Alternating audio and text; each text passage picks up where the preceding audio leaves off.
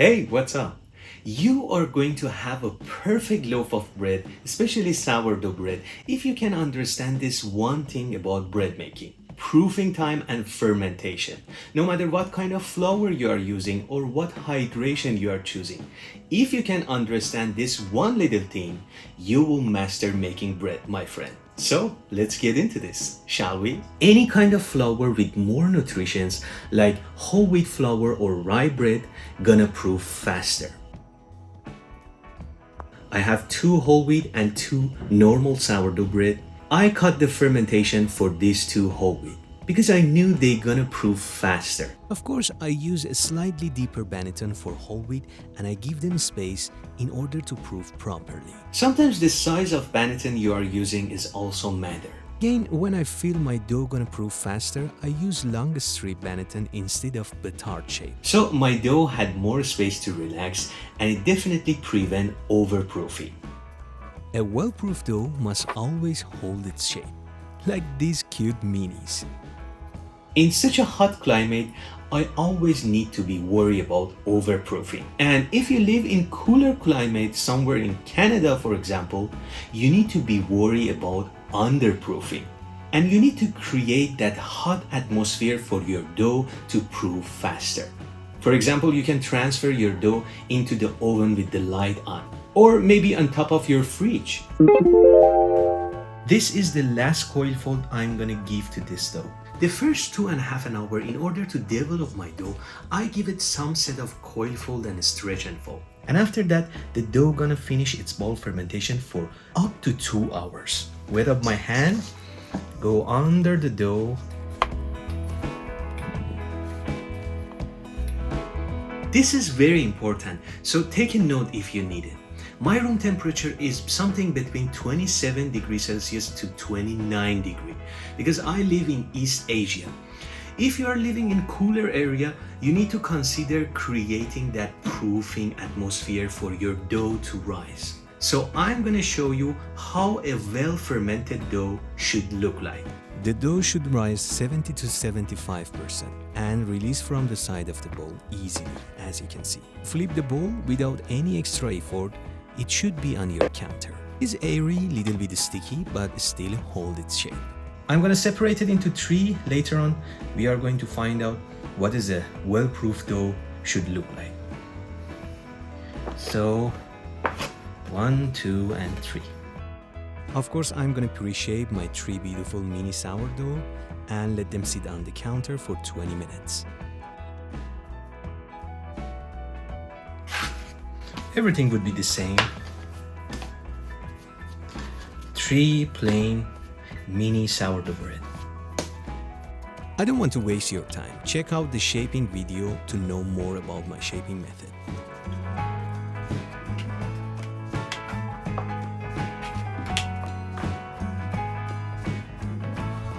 Not happy to say that, but to show you how proofing time works, I'm gonna bake one of them underproof, well-proof, and the other one, of course, overproof. Alright, now look at this carefully. When I poke the dough, it bounced back right away. Did you see that? This is a sign of underproofing. Same thing happened here, you see? Let's bring a baking paper, put it on the baking paper.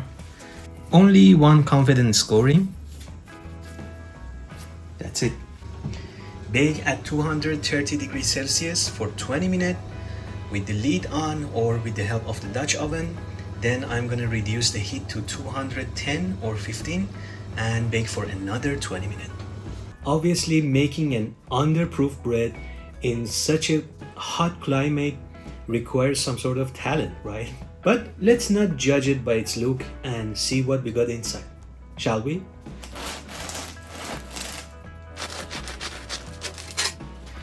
As you can see, this look gorgeous, right? I mean, the look is nice, nothing wrong with the look, but this is what we call it slightly underproof bread. The crumb feels a bit wet and the holes are close to each other. And of course, it's not as creamy and airy as a well-proofed bread. If you poke most of the part of the dough, you see that it bounces back slowly. And this is a very good sign. From even its look, how it's airy and hold its shape and it's relaxed, I can tell this dough has been proofing beautifully. Everything would be the same. Let's open it and see what we got inside.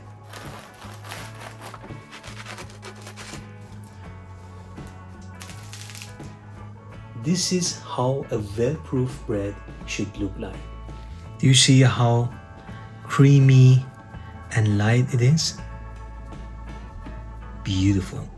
This is a gorgeous, well-proofed bread to me. It's slightly different, and that one is slightly underproofed. The overproof dough. As you can see, when you poke the dough not gonna bounce back even after a few seconds, and it's gonna stay there. The dough feels so loose, like so much relaxed, more than we need.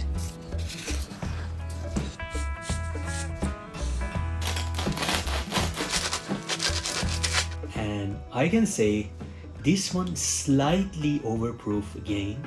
And it's super cloudy and airy. Although it's the same hydration, it feels that 85% hydration.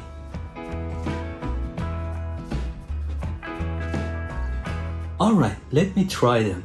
First, slightly underproof bread.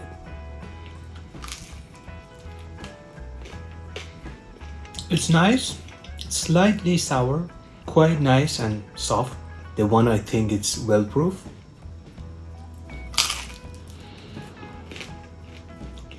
The crust is slightly crispier than previous one, and of course the crumb is little more softer than the other one, the underproof one. I think I'm with this one so far. Slightly overproof one. Smell very nice.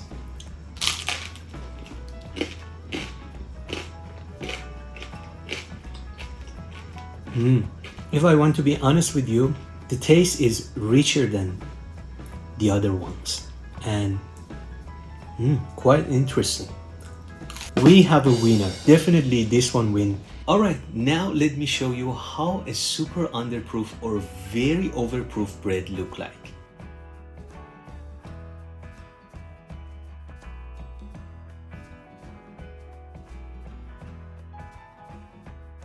If someone gives you an accurate proofing time without giving you the temperature, please stop following that recipe. Because even though we are living in same climate, maybe my room temperature or my kitchen temperature is different than yours. Maybe you have an outdoor kitchen or maybe an underground micro bakery. For example, in commercial bakeries, the room temperature is way higher than a normal home kitchen. If you learned something, you can like this video and subscribe my channel. Like always, keep baking and take a good care of yourself.